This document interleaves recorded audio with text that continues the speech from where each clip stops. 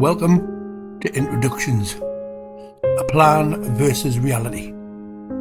We had a perfect plan. After our initial meeting, we sat down with our social worker, the family finder and our boy social worker. The goal was simple: create a smooth transition for us and our child without adding more trauma or stress. The plan sounded perfect. 4 weeks of introductions. Days 1 to 3 would be at the foster carer's home, his safe space, 1 hour per day supervised, just bonding and observing his routine. Days 4 to 6 would be longer visits, 2 to 3 hours, watching breakfast and bedtime routines. Days 7 to 10, outings with the foster carer present. Days 11 to 20 would be short trips with us, starting to build our bond. Days 20 and 25 would be full days, taking over parental duties. Days 25 to 30 he'd spend time at our home until after tea, then return to the foster carers. On day 30 and onwards, he would be fully in our care. That was the plan. Now, let me tell you what really happened. Day 1, the day started like any other. We had breakfast, we fed our dogs, made sure the bars were staffed, and then set off to meet our son for the second time. Our stomachs were doing somersaults the whole drive. We were full of smiles, but inside we were terrified. Would he remember us? Would he be happy we came back?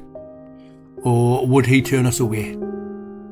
As we pulled up there he was, at the big window, bay window, waiting again.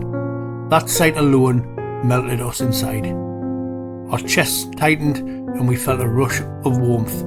He's waiting for us at the window. He wants us there. He wants us to be with him. We walked into a warm welcome from the foster carer. The smell of fresh coffee filled the room. We sat down, had a cuppa and chatted.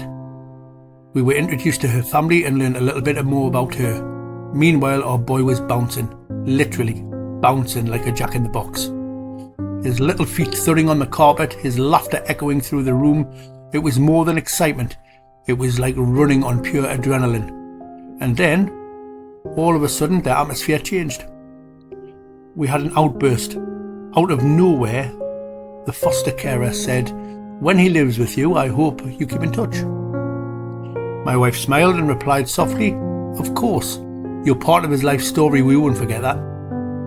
Then, a massive bombshell. Don't be effing lying to me. I've had this before. Parents say they'll keep in touch, but they don't. They just take the pee out of me.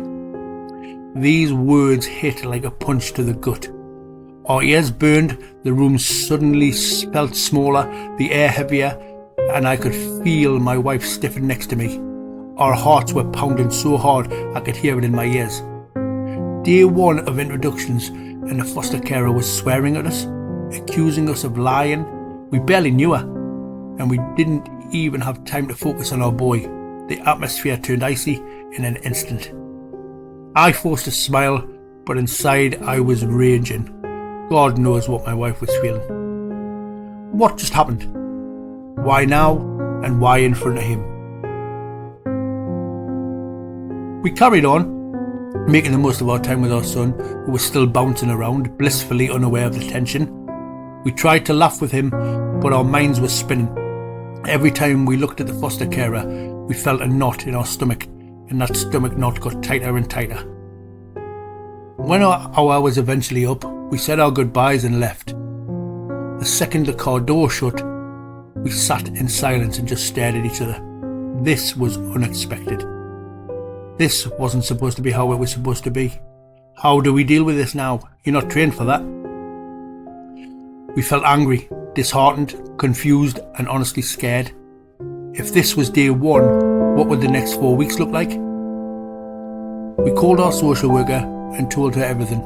She was appalled and promised to speak to the foster carer's social worker, but not just yet. It was too early, and pushing too hard could risk the whole placement. Instead, she said she would attend the next meeting to observe.